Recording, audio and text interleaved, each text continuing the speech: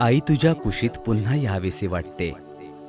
निर्दयी या जगापासून खरंच दूर जावेसे वाटते. रोज सकाळी मनामध्ये तुझा फोन वाजत असतो. आई, तुझा आवाज मला तुझी खुशाली सांगत असतो. आकाशाचा जरी केला कागद आणि समुद्राची केली शाई, तरीही आईच्या प्रेमाबद्दल कधीच काही लिहून होणार नाही. आईच्या आठवणीपासून दूर जाणं तुला कधी जमणार नाही रे. तिने दिलेले हृदयरूपी फूल सुकले तरी सुगंध त्याचा सुकणार नाही रे. आई, तुझी खूप आठवण येते. मन आईचं कधीच कोणाला कळत नाही. ती दूर जाता तिच्यापासून करमतही नाही. काय करू आई, आज तुझी खूप आठवण येते. मला प्रत्येक ठिकाणी आज तुझीच सावली दिसते. कधी रागावलो चिडलो असेल मी तुझ्यावर आई, तर मला माफ करणार. पण तुझ्यापेक्षाही जास्त मला तुझी काळजी आहे. तुझी आठवण आल्या वाचून माझा एकही दिवस जात नाही. आज खूप दिवसांनी आई तुझी आठवण आली.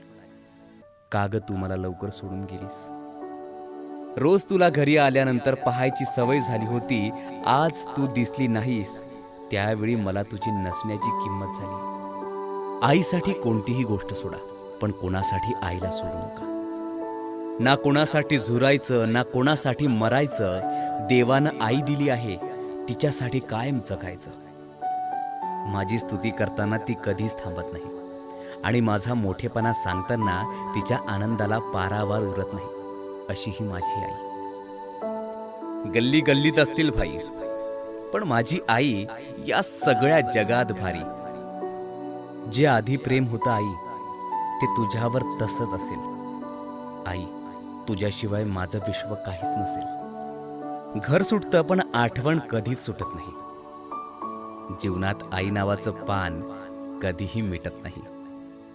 आईचा अर्थ काय आहे माहीत आहे? आ म्हणजेच आत्मा आणि ई म्हणजेच ईश्वर. सारा जन्म चालून जेव्हा पाय थकून जातात, तेव्हा शेवटच्या श्वासाबरोबर आई हेच शब्द उरतात. ठेच लागता माझ्या पायी, वेदना होते तिच्या हृदयी. 33 कोटी देवांमध्ये मला श्रेष्ठ माझी आई. दुःखात हसवी सुखात झुलवी, गाऊनी गोड अंगाई. अशी ही माझी आई.